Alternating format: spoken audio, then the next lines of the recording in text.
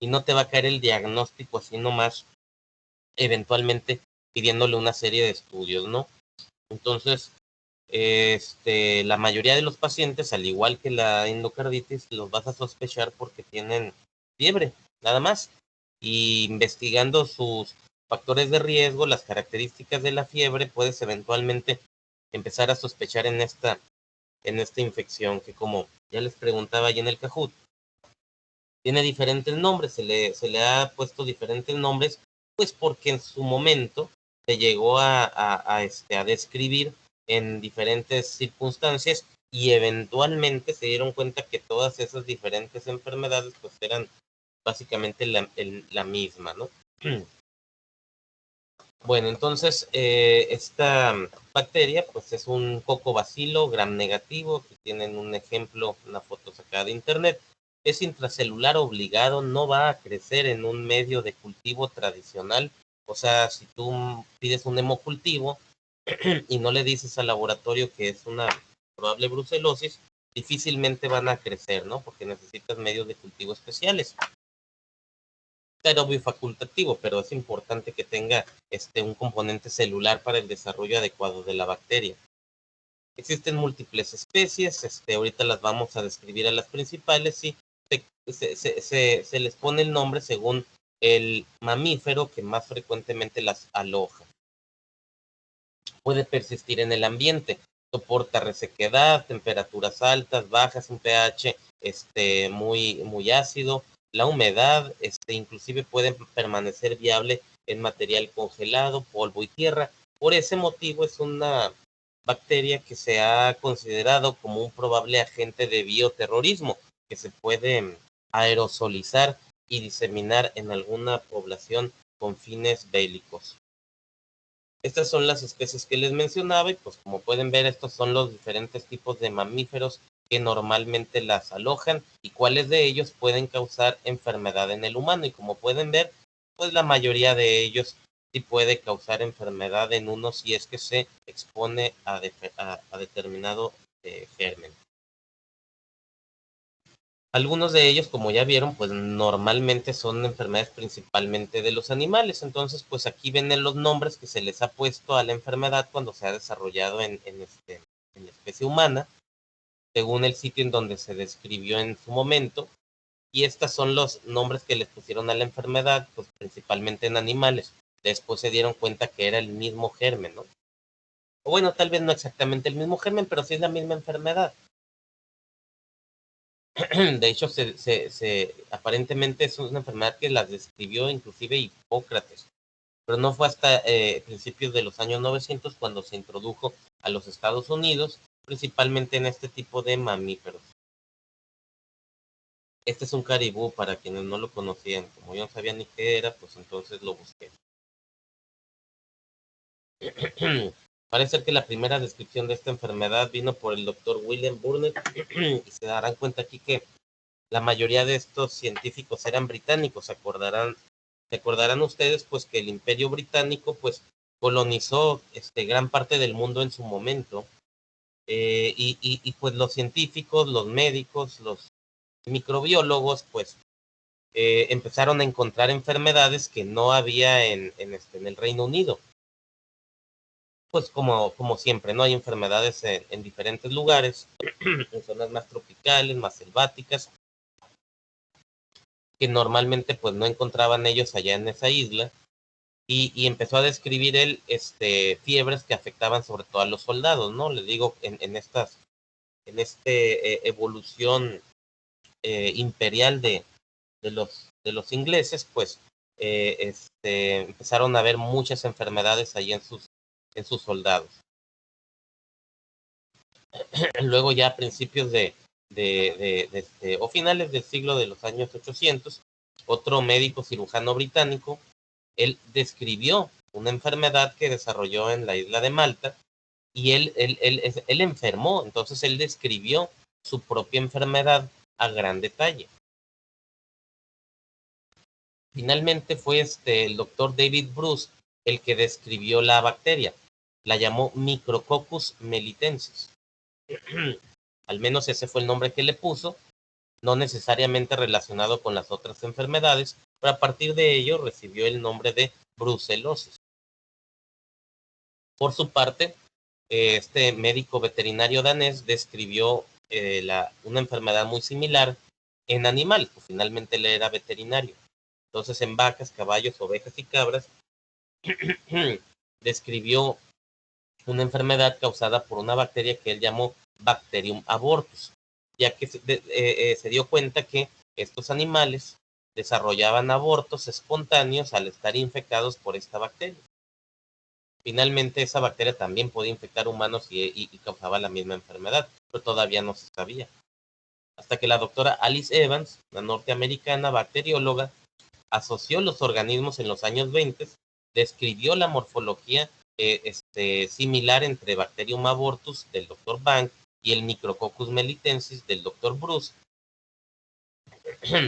Pero bueno, la nomenclatura se le acreditó finalmente al Dr. Bruce, que fue el primero que describió esta bacteria, y se le quedó el nombre de brucelosis al menos en los humanos. Una enfermedad que se encuentra realmente en todo el mundo, depende de los factores de riesgo que tenga cada persona. En la gran mayoría de los casos se relaciona con brotes ocupacionales, pues con personas que están expuestos a este microorganismo, principalmente, como se pueden imaginar, pues gente que trabaja en granjas, sobre todo en granjas de lácteos, que están expuestos a pues a las vacas, como los veterinarios, personas que trabajan en los rastros, inspectores de carne, trabajadores de laboratorio, obviamente cazadores, turistas o consumidores de productos lácteos, sobre todo no pasteurizados, que resulta que en el Valle de Mexicali pues no es algo tan raro. Y pues ustedes pensarán que en realidad todos los lácteos que a lo mejor disfrutan del Valle de Guadalupe, pues que están en las mejores condiciones, pero la verdad es que no tienen la supervisión que uno quisiera. Recuerdo un caso que vi en Iztecali de un paciente que estaba internado por una neumonía y fiebre, obviamente, y dentro de sus estudios tenía una prueba positiva para brucela. Y dentro de sus factores de riesgo, él mencionaba que sí le gustaba mucho y comer quesos artesanales de acá del Valle de Guadalupe, ¿no? Entonces la conclusión, al menos mía, fue que tenía una brucelosis, inclusive una neumonía asociada a la misma bacteria, no tenía demostrada ninguna otra bacteria, entonces, pues esa era su enfermedad, maestro de hecho. Entonces, pues, no les digo que no coman quesos de artesanales, solamente, pues que sepan que ese es un factor de riesgo para esta enfermedad. Está principalmente distribuida hacia el Mediterráneo, Oriente Medio, Asia, Centroamérica, o sea, sobre todo hacia las zonas con países en desarrollo, incluyendo México. No se escapan países desarrollados como es Estados Unidos, sin embargo, en Estados Unidos son muy pocos casos, 100 a 200 casos por año y generalmente relacionados con la importación de productos lácteos no pasteurizados de países, sobre todo, pues en el caso de Estados Unidos, pues sí, México.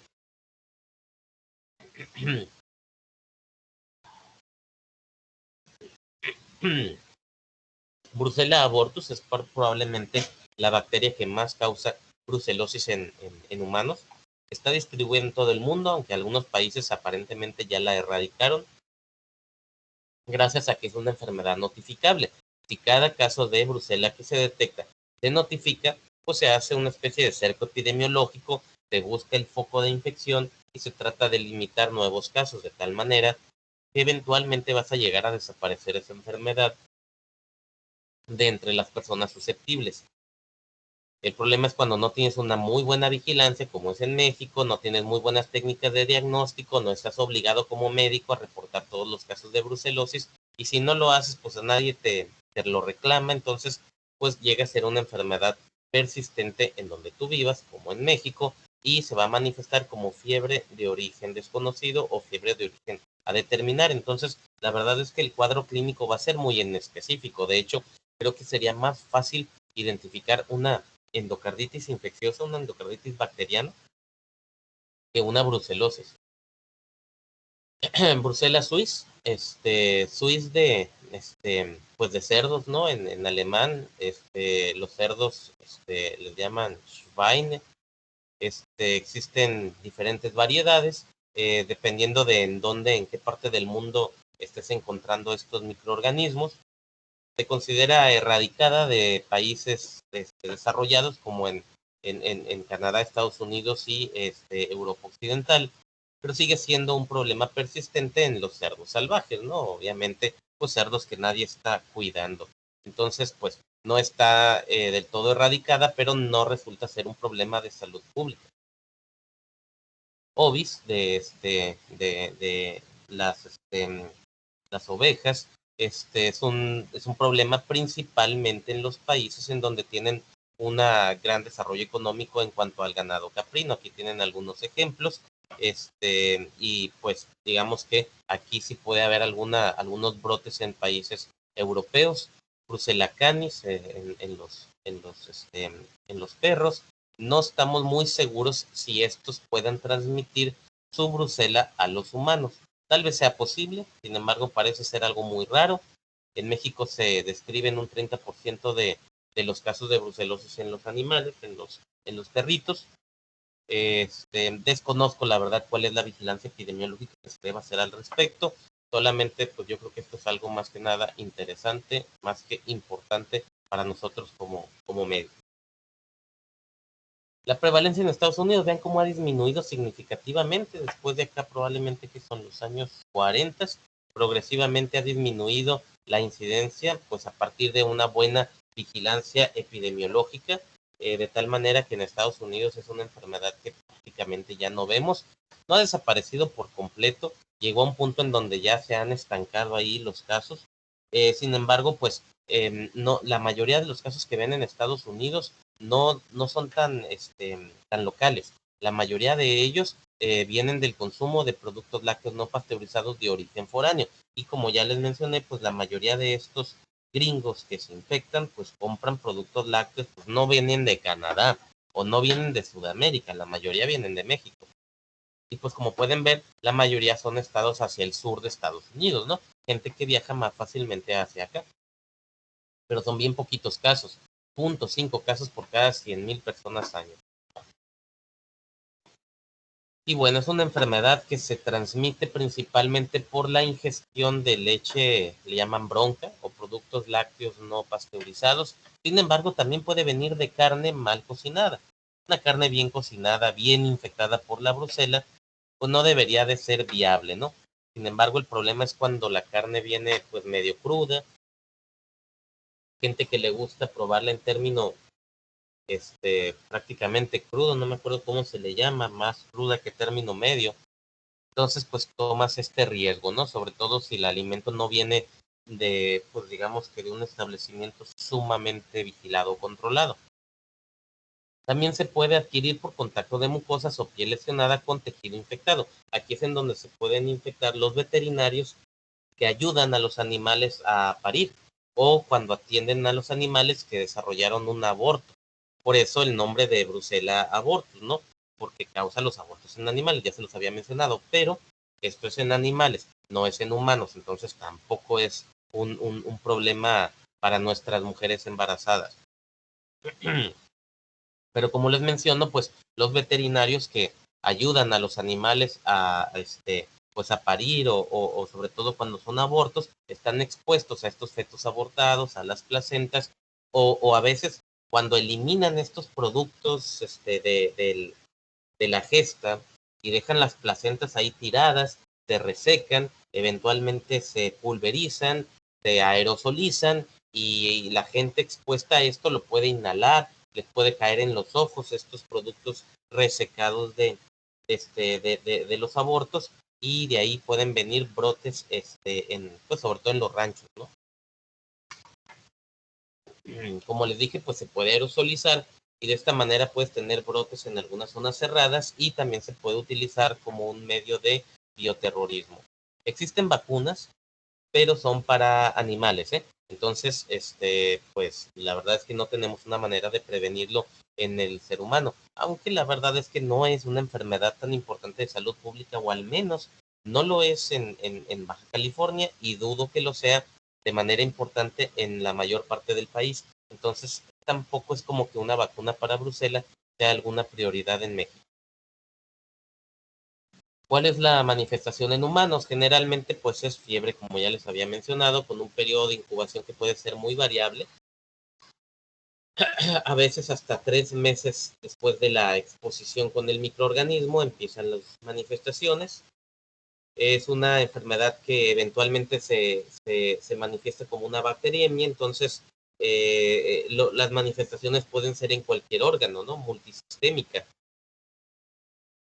ya que por sangre pues se puede ir la bacteria hacia cerebro, hacia pulmones, hacia los huesos, hacia el hígado o hasta pues a cualquier otro órgano.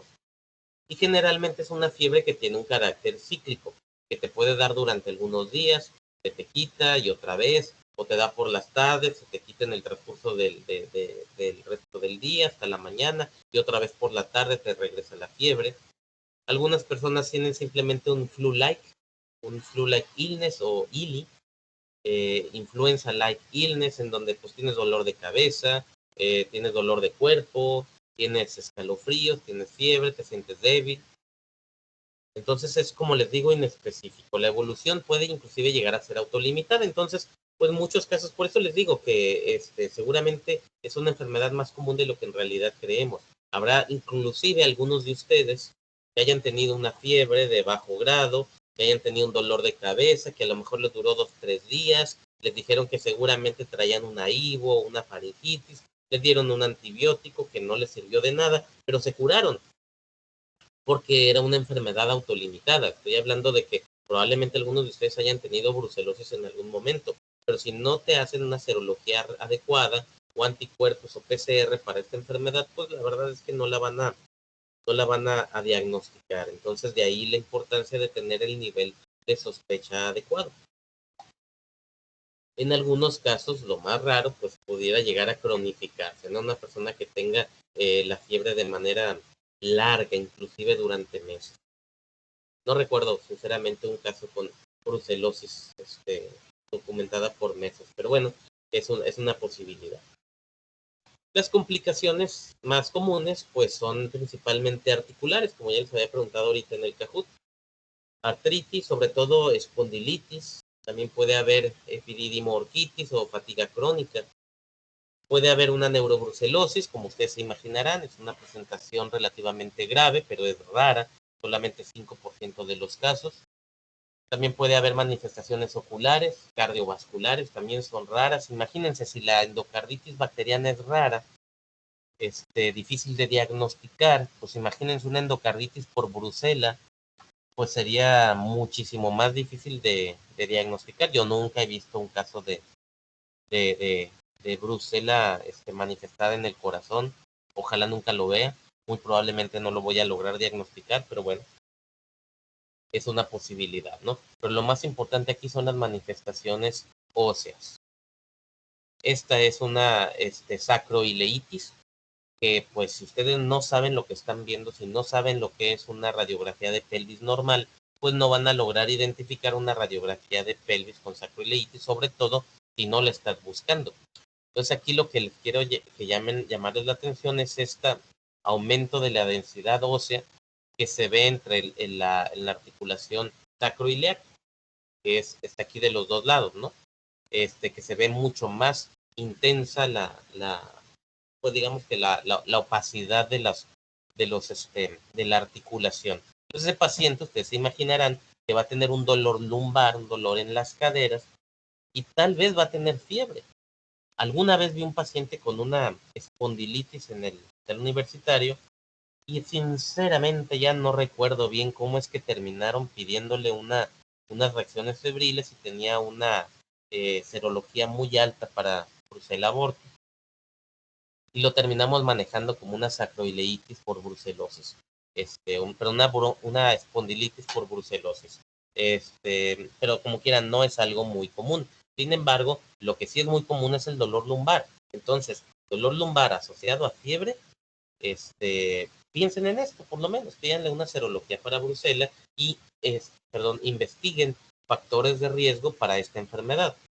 probablemente te tendrás negativa la serología de Brucela, a lo mejor no le encuentras ningún factor de riesgo. Bueno, sigue pensando en las bacterias más comunes, que son cocos gram positivos, pero si no se te ocurre pensar en esta enfermedad, olvídalo, pues nunca lo vas a diagnosticar.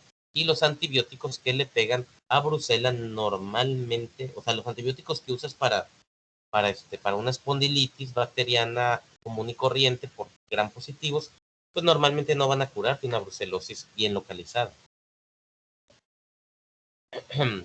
Existe la enfermedad congénita. Esto es algo que les recomiendo a ustedes que les pregunten a sus maestros pediatras cuando lleguen a esas clases, si alguna vez han visto una enfermedad congénita por brucelosis. Yo nunca lo he visto, pero pues yo no veo niños, entonces pues muy probablemente no veré nunca una enfermedad congénita por esta bacteria. Pero bueno, sepan que las manifestaciones son inespecíficas, como un parto pretérmino, bajo peso al nacer, que nazca con fiebre el pequeño, failure to thrive, que es la imposibilidad de ganar peso, ictericia, patomegalia, esplenomegalia. En realidad lo del riesgo del aborto en humanos, como les digo, no es claro. Ese es un problema de los animales. Y el diagnóstico, pues como siempre en microbiología, nuestra confirmación siempre viene con un cultivo o con un PCR, pero como no es un cultivo fácil de hacer, no es una bacteria que crezca rápidamente, los PCR no están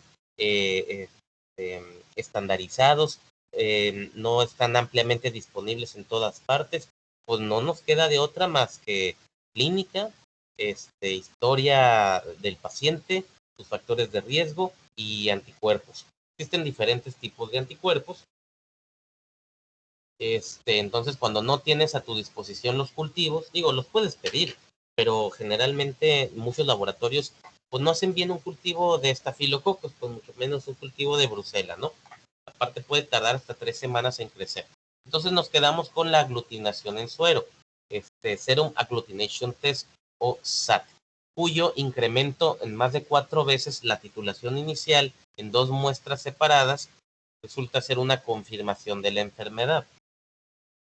Tenemos otro tipo de pruebas que están también ampliamente disponibles, como es el famoso rosa de Bengala, que están viendo aquí en la imagen de la derecha, en donde pueden ver una prueba positiva, es en donde hay aglomeración de anticuerpos con antígenos de la bacteria. O sea, el suero del paciente tiene anticuerpos y lo vas a exponer con antígenos que se han demostrado de la bacteria. Y si se hacen estos grumos, tú lo puedes ver de manera macroscópica, pues consideras que la prueba es positiva, y si no se hacen grumos, pues es una prueba negativa, no es una prueba muy buena. No piensen que la rosa de Bengala es como tu Western blot de VIH. O sea, la prueba te puede salir negativa en un montón de pacientes infectados y también te puede salir falsamente positiva con otras enfermedades infecciosas, ¿no? Entonces, básicamente es la combinación de los factores de riesgo, los síntomas del paciente, tu prueba de anticuerpos, tu prueba de rosa de Bengala, y en base a eso tomarás la decisión si el paciente tiene o no tiene la enfermedad, o si conviene o no conviene darle el tratamiento. También existe la inmunofluorescencia, aunque desconozco la disponibilidad de ella aquí en Mexicali, pero no creo que sea muy difícil. La mayoría de los casos, los laboratorios, si no la tienen, lo podrán subrogar a algún laboratorio de referencia. Y esto es si tienes mucha duda, ¿no? Y pues el PCR que ya les mencioné, que no se encuentra estandarizado y que hasta donde tengo entendido, creo que no hay ningún solo laboratorio en Mexicali que lo esté corriendo. Bueno, entonces tenemos esta prueba del SAT, que es la que les mencionaba, es la prueba más frecuentemente utilizada. Se utilizan antígenos y los vas a combinar con anticuerpos que tiene tu paciente en su suero. Básicamente una prueba positiva es arriba de 160, pero normalmente una prueba positiva, al igual que las reacciones febriles, porque de hecho esta es una de las reacciones febriles, no le vamos a hacer caso a un resultado único, le vamos a hacer caso a un resultado seriado. Entonces, te la tienes que repetir en el periodo de convalecencia, al igual que en la fiebre tifoidea. Ya vimos fiebre tifoidea, ¿verdad? Entonces, generalmente tú le haces esta prueba al paciente cuando sospechas la enfermedad y no vas a tomar decisiones nada más o exclusivamente con ese resultado. Si le das el tratamiento, no le das el tratamiento, es independiente, pero tendrás que repetirle esta prueba del SAT, esta prueba de aglutinación, cuando el paciente ya se recuperó, probablemente unas 3, 4 semanas después. Y si ves que se te elevó el título 4 veces más de la inicial, pues entonces concluyes que efectivamente tenía brucelosis o fiebre tifoidea en su caso.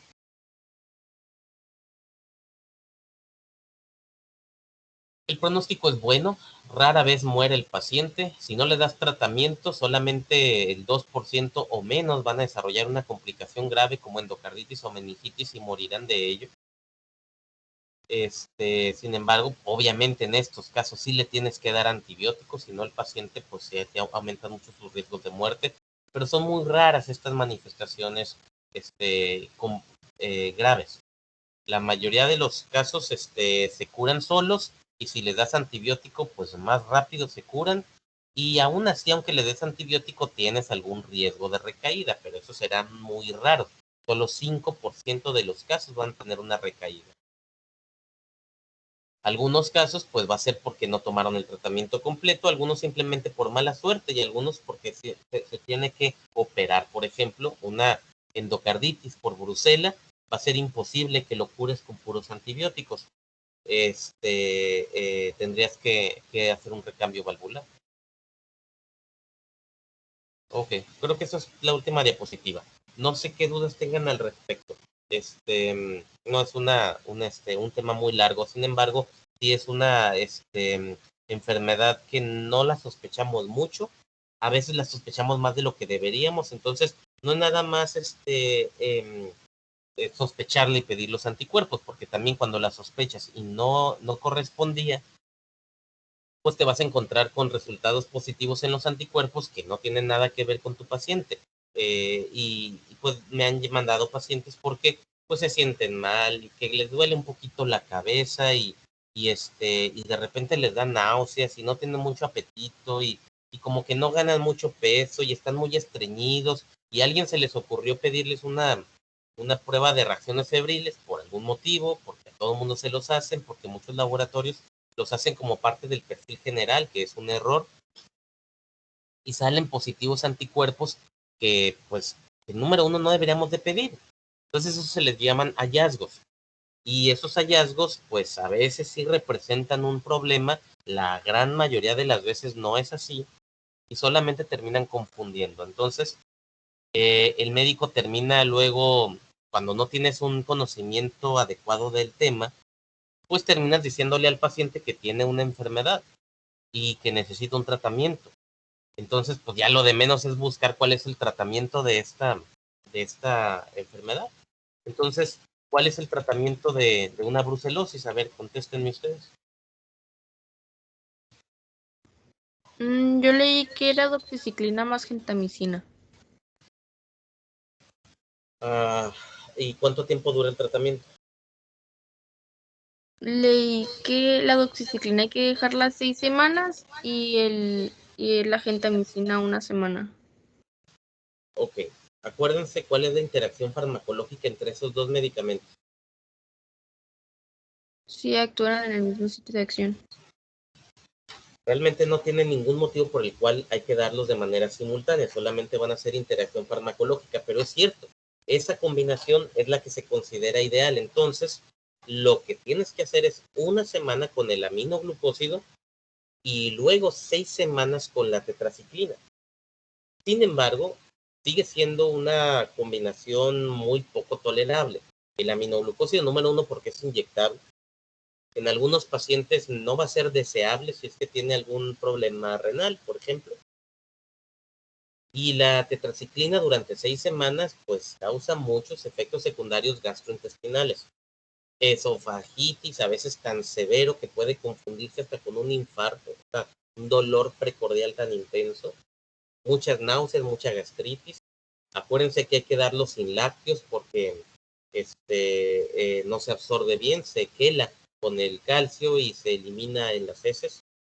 Entonces, pues existen unas alternativas un poquito mejor tolerables. ¿Qué otra alternativa tenemos? para el manejo de la brucelosis.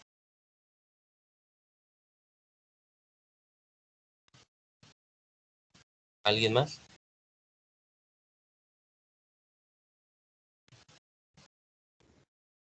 Pues también decía que se podía dar la doxiciclina, pero más rifampicina.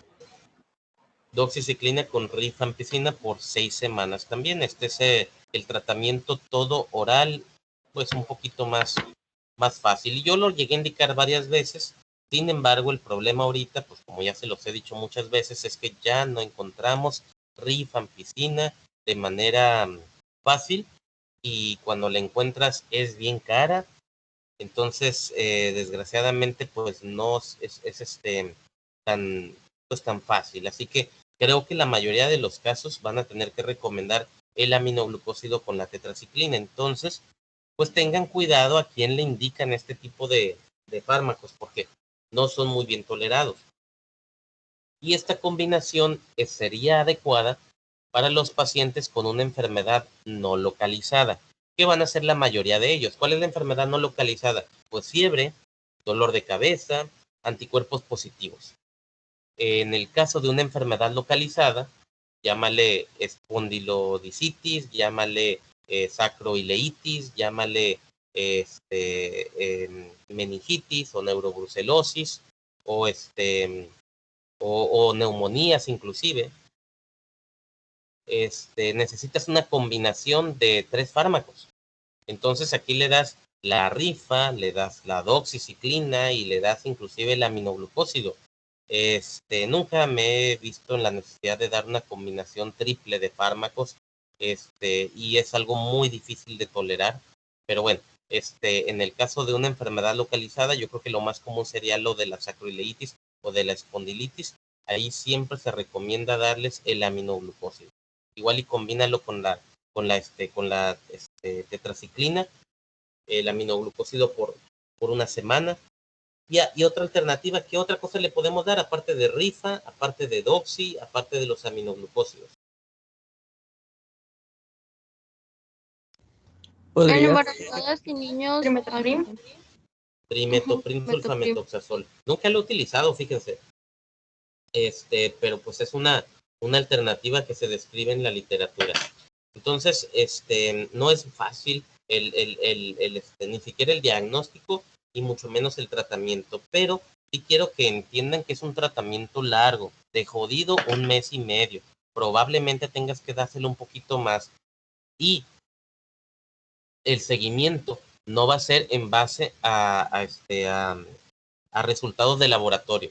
El resultado de laboratorio de la brucelosis es nada más para diagnóstico.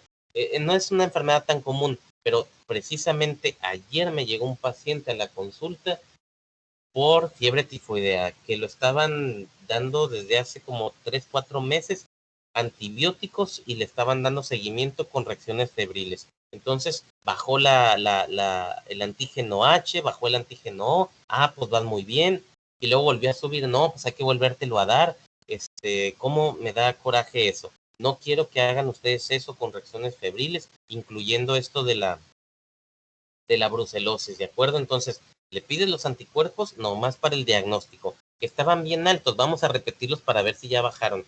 No sirve de nada, los puedes seguir encontrando elevados, pero tu manejo va a ser en base a la clínica del paciente. ¿Mejoró? Entonces es todo lo que necesitas saber. ¿Empeoró? Reconsidera tu diagnóstico, porque esta enfermedad normalmente no es refractaria. Tal vez extenderle un poquito más el tratamiento, tal vez darle un aminoglucósido si es que no se lo diste, tal vez extenderle un poquito más el tiempo, o de plano canalizarlo con un infectólogo. La verdad es que esta es una enfermedad que no ven a veces ni los internistas. Entonces, yo te recomendaría darle un esquema de tratamiento al paciente, y si no mejoró, canalízalo con un especialista. A lo mejor ni siquiera es brucelosis, ¿de acuerdo? ¿Dudas, preguntas? doctor, para fines de examen, ¿cuál sería el tratamiento entonces? Pues que depende del contexto del paciente. Como te digo, una enfermedad no localizada, pues tienes ahí un par de alternativas, y como ya se los he dicho muchas veces, en infectología no hay una respuesta correcta en cuanto a tratamientos. Generalmente tienes 2 o 3 alternativas. Tienes que saber cuál es la bacteria, en dónde está localizada y de acuerdo a la farmacología, cuáles serían las mejores alternativas que le puedo dar, qué antibióticos le pegan y cuáles de ellos se concentran bien en donde está la bacteria. Entonces, pues yo les aceptaría como una respuesta correcta si me dicen la combinación de Rifa con Doxy, la combinación de Genta con Doxy, la combinación de Genta con rifampicina, la combinación de Doxy, Bactrim, Rifa, pues yo creo que esos serían los más importantes, ¿no? Ok, doctor. ¿Dudas? Gracias. Para la infección localizada,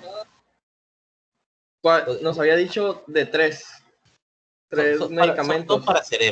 Sobre todo para cerebro y considéralo para hueso, porque la infección en el hueso es bien difícil de erradicar. Nada más que ahí el tratamiento muy probablemente tendrá que ser mucho más largo de 6 semanas. Yo tal vez al hueso no le daría menos de 12 semanas, pero pues esto no son guías de manejo, entonces, pues no, ustedes no van a contestarme en base a lo que yo les estoy preguntando aquí. Ustedes deberían de contestarme en base a lo que dice el libro, en base a lo que dice el artículo, en base a lo que dicen las guías de manejo. Y si yo les digo que está mal tu respuesta, tú facilito que me puedes mandar un periodicazo con el artículo y aquí leí esto y pues ni modo que yo te diga que está mal, ¿de acuerdo? Entonces, no consideren que lo que yo les digo es la mera verdad y toda la verdad. Muchas veces yo me equivoco y ustedes ni siquiera se dan cuenta si es que no revisan una literatura pues validada, ¿no? Entonces, revisen este tema como se supone que lo revisaron ayer, revísenlo nuevamente en alguna otra literatura. Y entre lo que leyeron ayer y lo que platicamos ahorita y lo que revisen en la tarde sobre este mismo tema, pues yo creo que van a tener toda la información que necesitan. ¿Alguna otra duda? No, doctor. Gracias, doc. Bueno, entonces mañana, no sé, ¿qué tema seguimos? Leishmaniasis y todas esas enfermedades. Lo que Leishmania. dengue, Zika. No, hombre, a ver, no puede ser todo eso.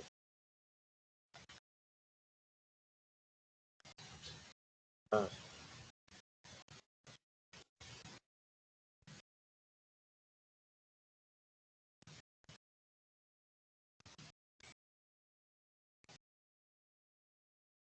Enfermedades tropicales. Empezamos mañana con paludismo, ¿ok? Ok, doctor. Dale, nos vemos. Sale.